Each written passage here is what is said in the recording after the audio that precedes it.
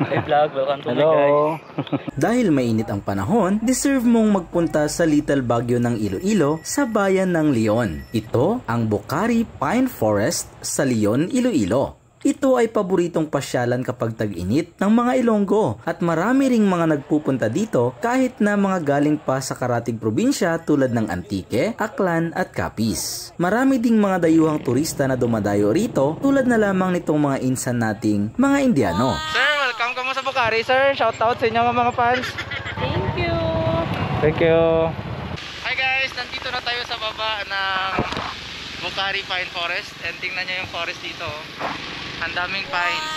Dito ay malamig ang simoy ng hangin at maganda ang tanawin. Tanaw na tanaw din mula dito ang Metro Iloilo.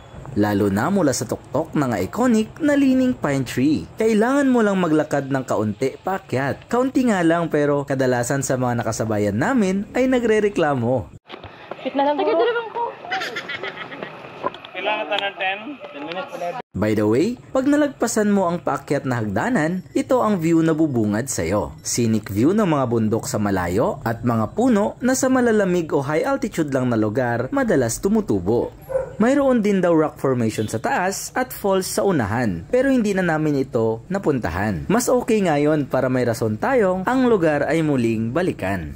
Bukod sa malamig ang lugar, malamig din sa bulsa ang kanilang mga paninda sa kanilang mga talipapa. Ang kanilang beans, talong, kamatis, repolyo at pipino ay tig 50 lang ang kilo. Ang cauliflower naman ay 100 at ang lettuce ay 160. At ang pinaka-the best sa lahat, ang kilo ng sayote ay tig 20. At syempre, kaganda at mababait ang mga tindera, tulad na lang nito ni ate. Okay, sir.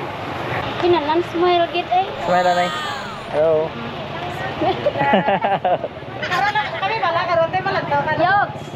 Kumusta naman ang daanan? Accessible naman sa lahat ng mga uri ng sasakyan. I-expect nyo lang na may mga parte kung saan rough ang daanan. Tulad sa Baguio, kapag papunta ka ay more on paakyat. And syempre, more on pababa naman pag pauwi ka na. Pero sa Baguio ay hindi pa ako nakakapunta. At least, dito sa Bucari, parang na-experience ko na rin siya. O siya, hindi ko na pahahabain pa at baka maboard ka. Basta tandaan mo na kung sa panahon ngayon ay naiinitan ka, subukan mong sa Bucari ay bumisita. Isama mo na rin ang iyong buong pamilya o mga kabarkada at nakakasiguro akong sa lugar na ito ay marerelax ka. So yun lang, bye-bye, salamat!